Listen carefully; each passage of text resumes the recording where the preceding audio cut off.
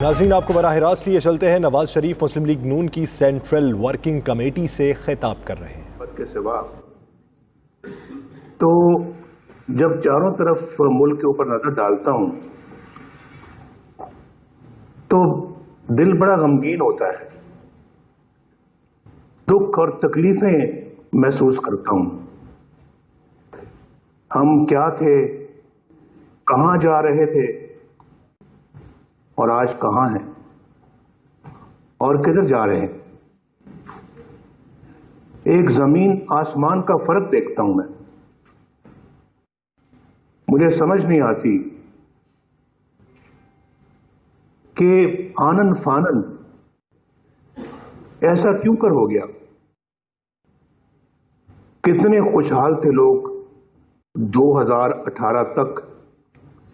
हमारी हुकूमत 2013 से लेके 2018 तक रही है और मैं आपकी दुआओं से, अल्लाह ताला के फजलो करम से और आपकी सपोर्ट से मैं 2013 से लेके 2017 तक मैं वज़ीर आज़म रहा और भरपूर तरीके से मैंने और मेरी टीम ने जो यहां पर बैठी हुई है और जो यहां पर इस वक्त मौजूद नहीं है, मसलन शहबाज शरीफ साहब जो इस वक्त जेल में है, नाकर्दा गुनाहों की सजा में जेल में है, यानी मेहनत करके, खिदमत करके पाकिस्तान का नक्शा बदल रहे थे। भाई ये सब चीजें जो है ये तारीख की बात है। कोई मैं ज़बानी जमा खर्च नहीं कर रहा, ये लफाजी नहीं है। आपने खुद मुशाहिदा किया है हमारे कामों का और हमारी हुकूमत का, हमारे अल्लाह के फजल करम से जो हमने कारनामे किए हैं मुल्क में, हमने तो हर सेक्टर में किए हैं। ये अल्लाह का खास करम है और मुझे भी कई दफा समझ नहीं आती कि अल्हम्दुलिल्लाह इन 4 सालों में भाई 3-4 सालों में इतने मंसूबे अल्लाह ने हमसे लगवा दिए कि बिजली भी आ गई, दहशतगर्दी भी खत्म हो गई, इकोनॉमी भी आसमान की तरफ जाना शुरू हो गई, गुर्बत का खात्मा हो रहा था, सुई गैस भी आ गई, यानी गैस भी आ गई और रोजगार भी लोगों को मिलना शुरू हो गया। पाकिस्तान G20 में शामिल होने का मंसूबा बना रहा था। G20 आपको मालूम है ना, दुनिया के 20 सबसे ताकतवर मुल्कों में पाकिस्तान ने शामिल होना था। एशियन टाइगर तो हम बन ही चुके थे और उस तरफ बढ़ रहे थे। पूरे एशिया में अल्लाह के फजल करम से साउथ एशिया में मैं साउथ एशिया की बात कर रहा हूं कि साउथ एशिया में हम एक टाइगर की हैसियत अख्तियार कर ली थी और फिर उस तरफ हम बढ़ रहे थे और दुनिया एक्नॉलेज कर रही थी, दुनिया भर पाकिस्तान की तरक्की की तारीफ कर रही थी। में अल्लाह के फजल करम से साउथ एशिया में साउथ एशिया की बात कर रहा हूं कि साउथ एशिया में हम एक टाइगर की हैसियत अख्तियार कर ली थी और फिर उस तरफ हम बढ़ रहे थे और दुनिया एक्नॉलेज कर रही थी, दुनिया भर पाकिस्तान की तरक्की की तारीफ कर रही थी। मैं ये अपने मुंह से अल्फाज नहीं कह रहा, आप लोग विटनेस है, पूरी कौम विटनेस है।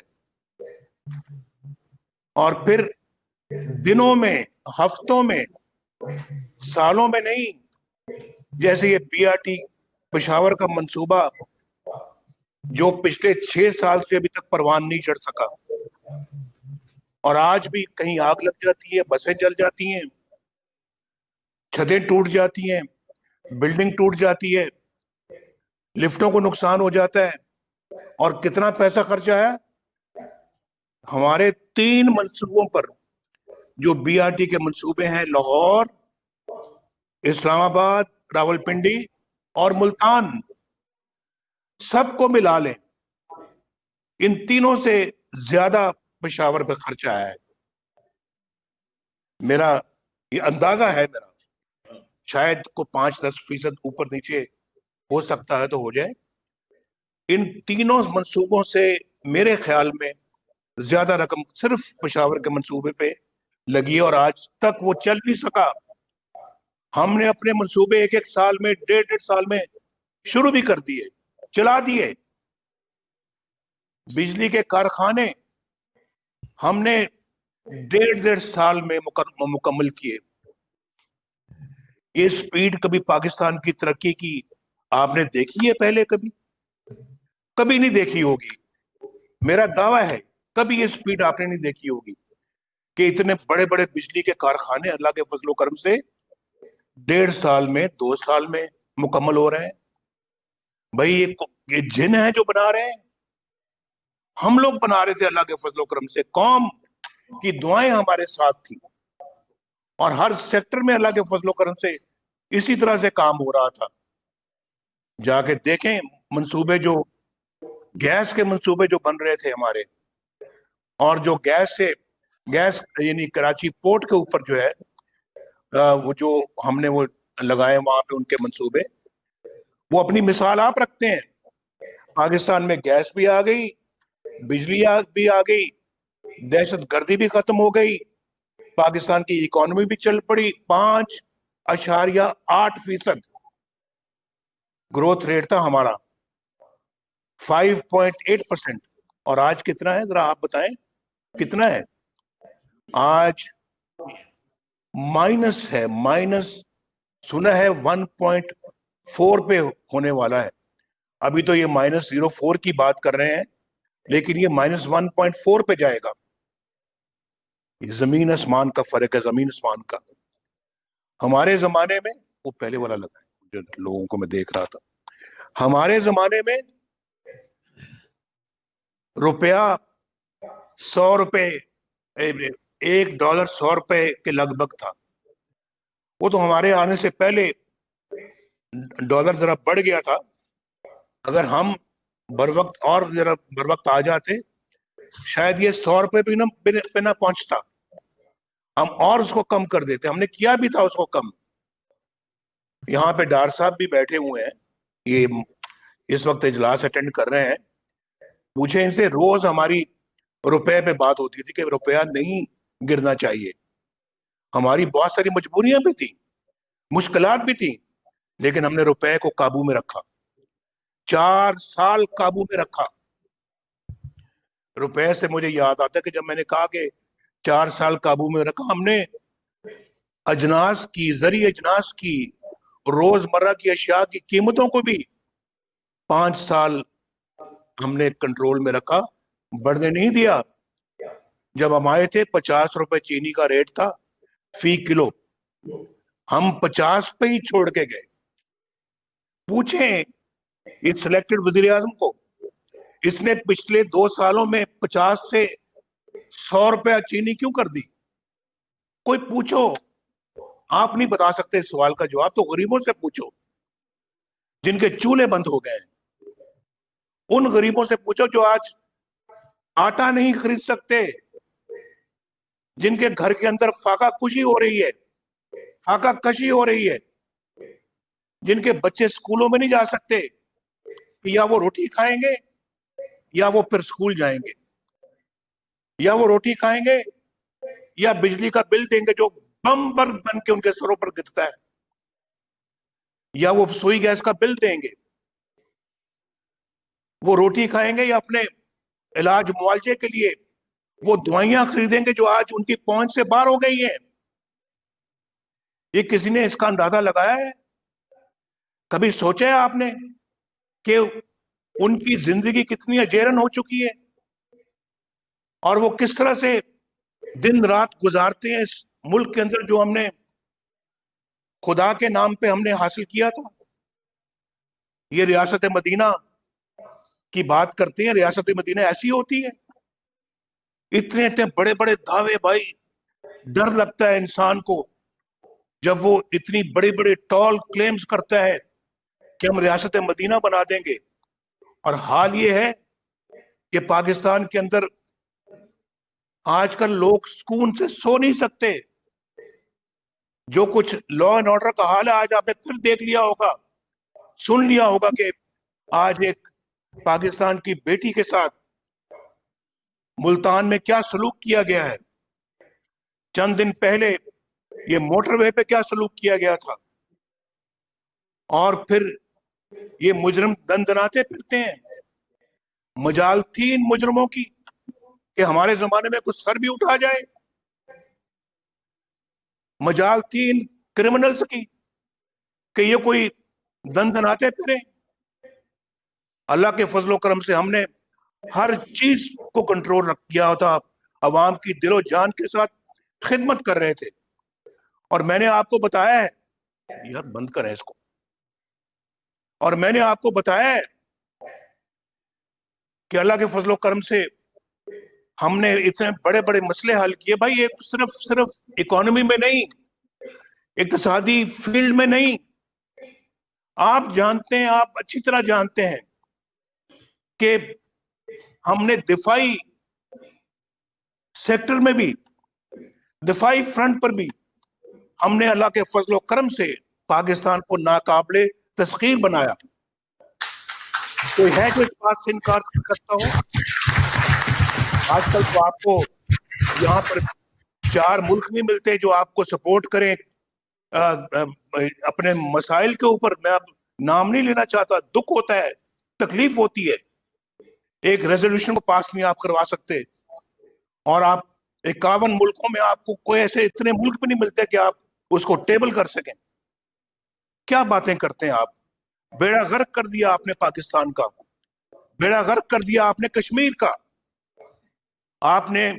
और सिर्फ मैं कश्मीर का सफीर, मैं कश्मीर का एम्बेसडर। कहां गई तुम्हारी सफारत? कहां गई तुम्हारी एम्बेसडरी? कौन से दावे तुम करते थे? आपने तो मुल्क को तबाह बर्बाद कर दिया हर सेक्टर में, हर फील्ड में। आप मुझसे पूछो, मैं भी तंग हूं, ये जो सामने बैठे हुए हैं ये सब तंग हैं। गरीबों की झोंपड़ियों में जाओ, उनकी झुग्गियों में जाओ, वो भी तंग हैं, वो भी पता नहीं कैसे जिंदगी गुजार रहे हैं। पूछो जाके उनके क्या जज्बात हैं, उनके बच्चों से पूछो जाके क्या उनको तन ढांपने के लिए कपड़े मिलते हैं? तन ढांपने के लिए क्या कपड़े मुयस्सर हैं? पूछो जरा उनसे। ईद आती है, ईद पे बच्चे रोते हैं कि अब्बू हमें नया जूता ले दे। नए जूते के लिए पैसे नहीं है लेके देने के लिए बच्चों को, नए कपड़े लेके देने के लिए पैसे नहीं है बच्चों को। ईद पे भी उनको यही फिक्र होती है कि हम खाना कहां से खाएंगे। ईद वाले दिन भी ये फिक्र उनको नहीं छोड़ता। और आप कहते हैं हम 1 करोड़ नौकरियां देंगे। कहां है वो 1 करोड़ नौकरियां? कहां वो बुलंद बांग दावे? आप 1 करोड़ नौकरियां छोड़ो, 1.5 करोड़ बंदा आज बेरोजगार हो चुका है परवाह आपको उनकी? क्या सोचते हैं आप? कहां हैं आप? और आपको लाने वाले कहां हैं? किधर है वो? जवाब दें, इस कौम को लाने वाले भी जवाब दें भाई। मैंने तो चंद दिन पहले कहा था, मैंने कहा भाई इमरान खान से हमारा मुकाबला नहीं है, इसको हम कोई अहमियत नहीं देते। ये तो एक सिलेक्टेड वजीर आजम है, ला के बिठा दिया आपने, इस मुल्क में मुसल्लत कर दिया आपने, हमारे सरों पे मुसल्लत कर दिया है। ये सौगात जो लेकर आए हैं वो बताएं हमें, ये सौगात किस खुशी में आपने इस कौम पे मुसल्लत की है, वो बताएं हमें कि उन्होंने ये सब काम क्यों किया है, क्यों इलेक्शन चोरी किया, क्यों पाकिस्तान के अवाम का मैंडेट चोरी किया। ये बातें एक ना एक दिन मंजर पे आनी थी। मैं नहीं चाहता था कि मैं अपना जो है वो इस मामले में मैं अपने जो है वो जज्बात को, उन पे कंट्रोल मेरा जो है वो खत्म हो जाए। लेकिन पाकिस्तान के मौजूदा हालात को देखकर मैं अब खामोश नहीं रह सकता, मैं चुप नहीं रह सकता, और मुझे कोई चुप कराने की कोशिश भी ना करे। کیونکہ میں چپ نہیں ہوں گا. اور میں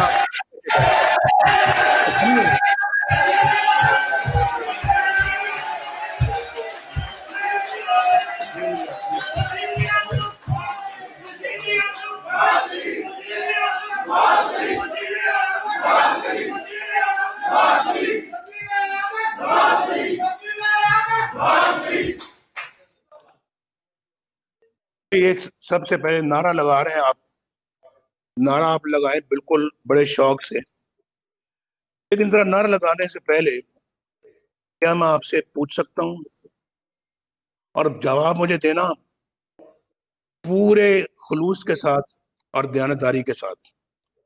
مجھے ایسا نہیں جواب چاہیے جو صرف زبان سے آئے اور دل اس کا ساتھ نہ دے. اگر دل ساتھ دیتا ہے تو پھر مجھے جواب دو, دل ساتھ نہیں دیتا تو چپ رہو. جواب بھی دینے کی ضرورت نہیں ہے, میں نہیں مانگتا آپ سے جواب. پاکستانی قوم اس کا جواب جانتی ہے. میں آپ سے پوچھنا چاہتا ہوں, ذرا آپ اپنے دماغ سے پوچھیں, دل سے پوچھیں. پہلے دل سے پوچھیں, بعد میں دماغ سے پوچھ لینا. کیا آپ کو, مجھے اور ہم سب کو تاریخ کے درست سمت پر کھڑے ہوتے ہوئے نظر آنا چاہیے یا نہیں آنا چاہیے؟ مجھے ذرا بالکل دل سے پوچھ کے ہاتھ کھڑا کر کے بتاؤ. ہمیں تاریخ کے درست سمت میں کھڑے ہوتا ہوا نظر آنا چاہیے یا نہیں؟ جو سمجھتے آنا چاہیے ہاتھ کھڑا کرو.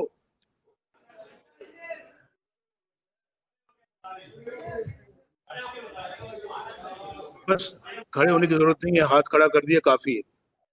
آپ کا بہت شکریہ. تو بھائی, میں اگر آپ دل سے سمجھتے ہیں تو پھر جو میں باتیں کر رہا ہوں, جو میں علم بلند کر رہا ہوں, میرا ساتھ دو گے؟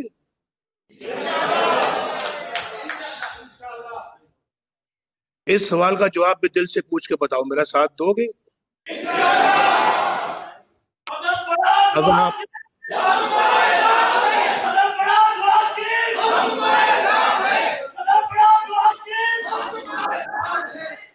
اگر آپ دل سے ساتھ دو گے تو پھر میں آپ سے وعدہ کرتا ہوں, انشاءاللہ I will never let you down.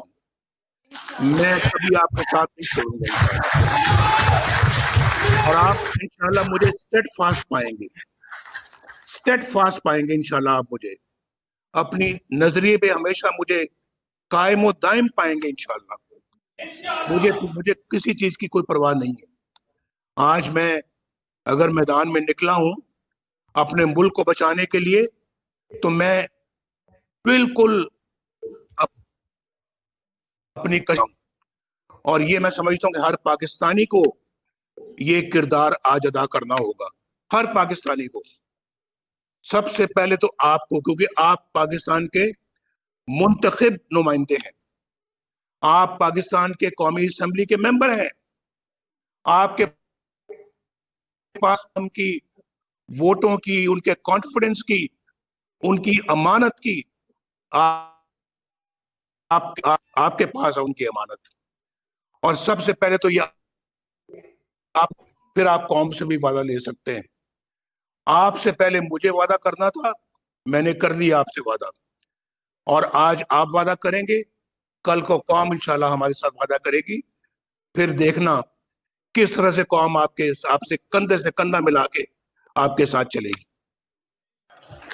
میرا پورا یقین ہے کہ اللہ کے فضل و کرم سے اللہ کی تائید بھی ہمارے ساتھ ہوگی. تو آپ نے اس معاملے میں بڑا کلیئر ہیڈڈلی میرے ساتھ چلنا ہے, میں نے آپ کے ساتھ چلنا ہے. اور یقین کریں کہ پاکستان کے عوام آج آپ کی طرف دیکھ رہے ہیں. پاکستان کے عوام آج آپ کے ساتھ چلنا چاہتے ہیں. وہ اپنے اس تمام مصیبتوں سے نجات چاہتے ہیں, اور وہ دیکھ رہے ہیں کہ آپ اتنا لیٹ ہو گئے ہیں ان کا ساتھ دینے میں. اب آپ کو مزید تاخیر جو ہے اس کے آپ متحمل نہیں ہو سکتے. آپ کو بغیر تاخیر کے اپنا کام اور اپنا فرض ادا کرنا ہوگا. آج میں نے بتایا کہ کس طرح سے لوگ بیچارے اپنی زندگی بسر کر رہے ہیں. مجھے کوئی صاحب، میں آج ریپیٹ کر دیتا ہوں، مجھے ایک صاحب ملے یہاں لندن میں، پاکستان سے آئے ہوئے تھے. ان کی کوئی امیر آدمی نہیں تھے، لیکن وہ کہہ رہے تھے کہ جی میں جانتا ہوں، ایسے ملازمین کو جانتا ہوں، سرکاری ملازمین ہیں، دیانتدار ہیں، اپنے بچوں کو پالتے ہیں، اسکول بھجواتے ہیں، بجلی کا بل دیتے ہیں، آنسوؤں سے جب بجلی کا بل آتا ہے تو ان کے آنسو نکلتے ہیں، اور اس کے بعد وہ سمجھ نہیں آتی کہ کیا ہے اور روتے ہیں. اس کے بعد بجلی کا بل جب دے دیتے ہیں تو بچوں کی اسکول کی فیس کا سوچتے ہیں کہ یہ کہاں سے دیں گے. فیس دے دیں، بچوں کو پڑھوائیں، یا پھر روٹی کھائیں. وہ کہتے ہیں دونوں میں سے ان کو سمجھ نہیں آتی کہ ہم کس چیز کا انتخاب کریں. ہمارے زمانے میں تو یہ حال نہیں تھا. آج یہ حالات پیدا ہو چکے ہیں. یہ تو وہ کہنے لگے کہ اس کے بعد پھر اگر وہ روٹی کھاتے ہیں تو ان کے پاس سالن کے پیسے نہیں ہوتے، وہ پانی سے روٹی گیلی کر کے بھی کئی دفعہ ان کو کھانی پڑتی ہے، پانی سے. یہ تو ان لوگوں کا وہ حال بتا رہے تھے جن کے پاس چھوٹا موٹا روزگار ہے، جو بیچارے ابھی بھی تنخواہ لیتے ہیں، گھر کا کرایہ بھی دینا پڑتا ہے، اور پھر بچوں کے لیے دودھ کا انتظام بھی کرنا پڑتا ہے. تو روٹی پانی کے ساتھ کھاتے ہیں، پانی کے ساتھ کئی دن. سالن میسر نہیں ہے، گوشت تو دور کی بات ہے، مرغی تو دور کی بات ہے، پلاؤ تو شاید پتہ نہیں سال میں ایک مرتبہ بھی کھانا نصیب ہوتا ہے کہ نہیں. میں ان لوگوں کی بات کر رہا ہوں. اور مجھے سمجھ میں آتی ہے، آج 30,000 روپیہ ذرا سامنے رکھیں، ان سب کی ضروریات کو سامنے رکھیں ٹیبل پہ، 30,000 روپے اس طرف رکھ دیں، یہ سب مسائل اس طرف رکھ دیں، ایک ایک کو بتائیں کہ اتنا اتنا پیسہ ان تمام چیزوں کو درکار ہے، اور اس کے بعد دیکھ لیں کہ جب آدھی چیزوں میں پہنچیں گے 30,000 روپیہ ختم ہو چکا ہوگا، اور باقی آدھی چیزوں کے لیے کیا کریں گے؟ بھیک مانگیں گے کسی سے جا کر، ادھار مانگیں گے کسی سے جا کر، چوری کریں گے، ڈاکہ ڈالیں گے. ایسے تو بہت سارے لوگ ہیں جو ڈاکہ نہیں ڈالنا چاہتے، ایسے تو بہت سارے لوگ ہیں جو چوری نہیں کرنا چاہتے، ایسے بہت خوددار لوگ ہیں جو بھیک نہیں مانگنا چاہتے. پھر کیا کریں گے؟ اگر ادھار دیں گے ان کا ضمیر گوارا نہیں کرتا، ان کی خودداری گوارا نہیں کرتی. لیکن اگر لیتے ہیں تو پھر ادا کیسے کریں گے؟ اگلے مہینے اور قرض چڑھے گا، اس سے اگلے مہینے اور قرض چڑھے گا، اس کے بعد کسی کا مکان بکے گا، کوئی بیمار ہو جاتا ہے، کسی کو خدا نہ خواستہ کینسر ہوتا ہے، کسی کو خدا نہ خواستہ گردوں کی بیماری ہوتی ہے. کیا کرے گا؟ اپنا مکان بیچے گا یا اپنا اثاثے بیچے گا، اور وہ اپنے ضروریات کو آنسوؤں کے ساتھ پورا کرنے کی کوشش کرے گا. ملک کے، اور ہم یہاں پر الیکشنوں کو چوری کرتے ہیں، جعلی مینڈیٹ لوگوں کو دلواتے ہیں، آپ کو ہرواتے ہیں. آپ جیتے ہوئے تھے، بہت ساری سیٹوں سے آپ جیتے ہوئے تھے، آپ کو ہروایا گیا، آپ کو شکست دلوائی گئی. آر ٹی ایس کو بند کر کے آپ کی سیٹیں ختم کی گئیں، اور ان کی سیٹیں آپ نے ان کو دلوائیں جو نہیں تھی، ان کی جو ہماری تھی. مجھے بتائیں کئی حلقوں میں اس قدر ووٹ مسترد ہوئے کہ ماضی کی تاریخ میں اس کی کوئی مثال نہیں ملتی. یہ بات میں سچ کہتا ہوں یا نہیں کہتا؟ اور ڈبل موریں لگی ہوئی تھی. وہ کیا تھا؟ سب کچھ آپ کے پولنگ ایجنٹس کو پولنگ اسٹیشنوں سے باہر نکالا گیا یا نہیں نکالا گیا؟ اور پھر پولنگ نکال کر اس کے بعد پھر ان کو خالی کروا کر اس کے بعد ڈبے بھر کے آر ٹی ایس کو بند کر کے کئی گھنٹے وہ سارا دھاندلی کا پروسیس مکمل کرنے کے بعد آپ اپنا جو ہے وہ اس کو اسمبلی میں لاتے ہیں, کچھ ووٹ فاٹا کے آپ توڑتے ہیں, کچھ ایم کیو ایم کو ساتھ ملاتے ہیں, کچھ انڈیپینڈنٹ ساتھ مورے آپ شامل کرواتے ہیں. یہ ٹریکٹر والے کون لوگ تھے؟ کون تھے ٹریکٹر والے؟ ذرا بتائیں گے. یہ ٹریکٹر والے وہی لوگ تھے جن کی میں بات کر رہا ہوں, اور جو لانے والے ہیں یہ ان کا نشان تھا. اور ان کو آپ لاتے ہیں اور پھر صرف 4 ووٹوں سے اس سلیکٹڈ کو آپ وزیر اعظم بناتے ہیں. 4 ووٹوں سے, پھر بھی 4 ووٹوں سے. تو یہ ہم اتنی آسانی کے ساتھ یہ تماشا دیکھتے رہیں اور کچھ بولے نا. ہم گونگے تو نہیں ہیں, بہرے تو نہیں ہیں, اندھے تو نہیں ہیں. یا تو ہم اندھے ہیں تو پھر ٹھیک ہے, یا ہم بہرے ہیں تو پھر ٹھیک ہے, یا گونگے ہیں تو پھر ٹھیک ہے. لیکن اگر نہیں ہے اور ہمارا ضمیر بھی جاگ رہا ہے اور ہمارا اللہ کے فضل و کرم سے جو سیلف رسپیکٹ جو ہے, خودداری بھی ہماری موجود ہے, تو پھر ان چیزوں کو دیکھنا, ان چیزوں کو ہوتے ہوئے دیکھنا اپنی آنکھوں سے اور کانوں سے سننا, تو پھر اس کے بعد ہم خاموش رہیں. میں نہیں سمجھتا کہ یہ پاکستانیت ہے. یہ پاکستانیت ہرگز نہیں ہے, نہیں ہے بالکل. اور دیکھیں, میں 3 دفعہ پاکستان کا وزیر اعظم رہا ہوں.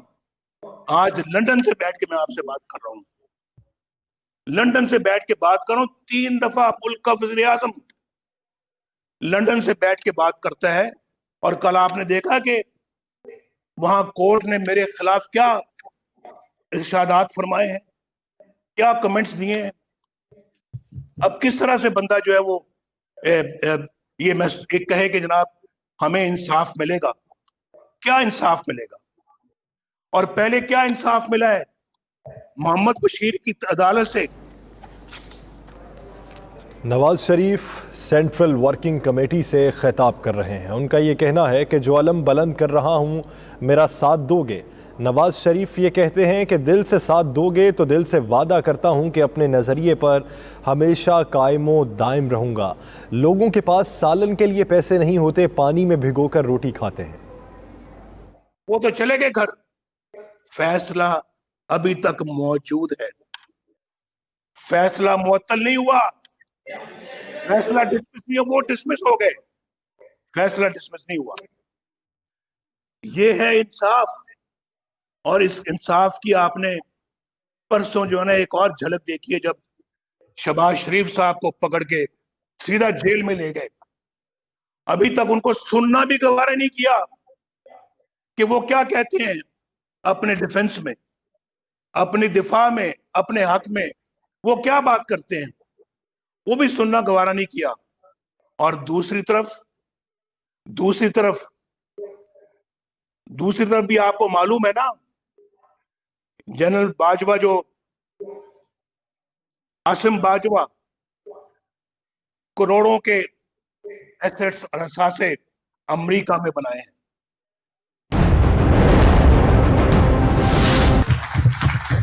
انہوں نے عوام کا مینڈیٹ چوری کیا, الیکشنوں میں دھاندلی کی, اور مسلم لیگ جیسے کہ میں نے پہلے کا الیکشن جیت چکی تھی, آر ٹی ایس کے ذریعے سے ہروایا گیا, اور پھر اس کو اپنا لا کے بٹھا دیا, جو سر تسلیم خم کرتا ہے ہر بات پہ, کرسی میں بٹھا دیا ہے. اور اس لیے تو آج یہ ملک کا حال ہوا ہے. یہی وجہ ہے آج پاکستان کی رسوائی کی, یہی وجہ آج پاکستان کی موجودہ صورتحال کی اور معیشت کی تباہی کی. اس لیے تو روز بروز غربت بڑھ رہی ہے, اس لیے تو روز بروز بربادی بڑھ رہی ہے, اور اس لیے تو ہم اقوام عالم میں روز بروز رسوا ہو رہے ہیں, اور پہلے سے زیادہ رسوا ہو رہے ہیں. آج کوئی ہمارے ساتھ کھڑا ہونے کو تیار نہیں ہے. कोई मुल्क भी नहीं। मैं पहले बता चुका हूं कि रेजोल्यूशन पास कराने के लिए भी हमारे पास मेजोरिटी नहीं है, और फिर उसके बाद आप एक नया ब्लॉक बनाने की कोशिश कर रहे हैं ओआईसी को छोड़कर। किस तरफ आप मुल्क को लेके जा रहे हैं? ये कौन इसको मुल्क को आगे कल को ठीक करेगा? कौन है जो दोबारा इस मुल्क को ट्रैक पे लाएगा? भाई ये तो सिलसिला इलेक्शन से पहले शुरू हो चुका था, ये तो इलेक्शनों के बाद की बातें मैं कर रहा हूं ना। लेकिन सिलसिला इलेक्शन से पहले शुरू हो गया था, जब आपने नवाज शरीफ को वजारत उज़्मा से फारग करवा दिया, सिर्फ बेटे से तनख्वाह ना लेने पर। बेटे से, किसी और से नहीं, बेटे से तनख्वाह नहीं ली, नवाज शरीफ साहब डिसमिस्ड। और फिर वजारत उज़्मा से निकालने के बाद आपने उसके खिलाफ रेफरेंस बनवाए, उसको सजाएं दिलवाई इन्हीं अदालतों से जिनका साबिक वज़ीर-ए-आज़म मियां मोहम्मद नवाज शरीफ एग्जेक्टिव कमेटी से खिताब कर रहे हैं। उनका ये कहना है कि आपने हमें सज़ाएं दिलवाई हैं। उसके अलावा उनका ये कहना था कि मैं अलम बुलंद करता रहूँगा, आप मेरा साथ देंगे तो मैं आपका साथ देता रहूँगा। उनका ये भी कहना था कि क्या आपको और मुझे तारीख़ की दुरुस्त समत में खड़े होना नज़र आना चाहिए, पाकिस्तान के हालात देख कर चुप नहीं रह सकता। जो ज़ाये होने का खदशा था उनको, यही वो 2 साल की मेहनत थी ना।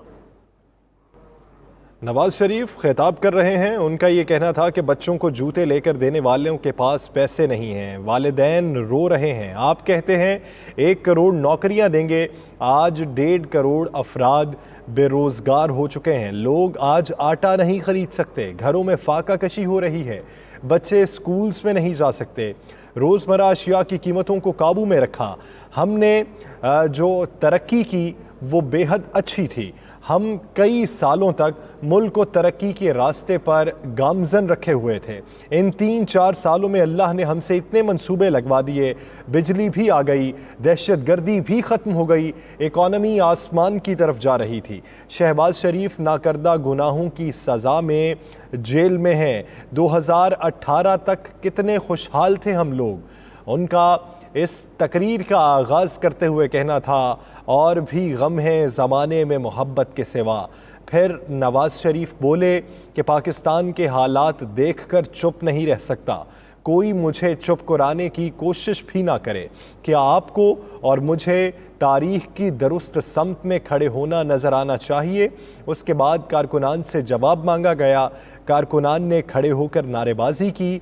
तो फिर उनका ये कहना था कि मैं दिल से वादा करता हूँ कि अपने नज़रिए पर आप मुझे हमेशा कायमो दायम पाएंगे। पाकिस्तान की मौजूदा सूरत हाल पर बात करते हुए उनका कहना था कि लोगों के पास सालन के पैसे नहीं होते, पानी में भिगोकर रोटी खाते हैं। आप मेज़ पर 30,000 रुपया रखिए और उसके साथ अपने अखराजात की लिस्ट रखिए। आप आधी लिस्ट तक पहुंचेंगे तो 30,000 ख़त्म हो चुका होगा, बकिया आधी लिस्ट आपके अरमानों पर पानी फेर जाएगी। इस वक्त जो मुल्की हालात हैं वो देखकर मैं अफसुर्दा होता हूँ, दिल खून के आंसू रोता है। मैं चुप नहीं रह सकता। मैं 3 बार का वज़ीर आज़म था, लेकिन आपसे खिताब लंदन में बैठकर कर रहा हूँ। उनका ये भी कहना था आरटीएस बंद करके नून लीग की जीती हुई सीटों पर शिकस्त दी गई। आरटीएस के हक़ाइक़ अभी तक सामने नहीं आ सके। उनका क्या कहना है मज़ीद, आइए सुनते हैं। सिलेक्टेड वज़ीर आज़म को बिठाया, इसलिए तो आज मुल्क का ये हाल हो गया है। इसलिए तो हम लोग भी अब तंग आमद बजंग आमद, हम तो अपने मुल्क के साथ ये खेल तमाशा मजीद बर्दाश्त करने के लिए तैयार नहीं है। ये हमारा स्टेटमेंट आप लिख लें कहीं, हम भी खुददार लोग हैं, हमारा भी ज़मीर है। मैं भी इस सेल्फ रिस्पेक्ट में बिलीव करता हूं। मैं कोई, अल्लाह माफ करे मुझे, मैं कोई मगरूर या मुतकब्बर आदमी नहीं हूं, लेकिन अपनी अना में मैं बिलीव करने वाला बंदा हूं। और आज आपको भी, जो आप सब बैठे हुए हैं, आप भी तय कर लें कि आपने अपने ज़मीर के खिलाफ कोई कभी सौदा नहीं करना। आप तय कर लें कि आपने सेल्फ रिस्पेक्ट को कभी कुर्बान नहीं करना। आप बाज़मीर लोग हैं, बाज़मीर बन के दिखाएं। आप जब ज़मीर के मुताबिक चलेंगे तो आपकी कौम लाजमन इंशाल्लाह आपके पीछे चलेगी, ये मैं आपको एश्योर करता हूं। तो हुजूर ये जो सब कुछ जो है, ये सब कुछ एक लिखा हुआ स्क्रिप्ट था जिसके मुताबिक ये सारी चीजें जो ये हुई। JIT बनाई गई जिसमें नवाज शरीफ के खिलाफ JIT बनी, जिसमें मिलिट्री इंटेलिजेंस के नुमाइंदा था, जिसमें ISI का नुमाइंदा था, और ये मुल्क की तारीख में पहली मर्तबा हुआ। आप वजीर आजम की JIT आप बना रहे हैं, उसमें आप और लोग उनको रखा गया जो एक WhatsApp पे लोगों को चुना गया था, उसकी भी एक तारीख है।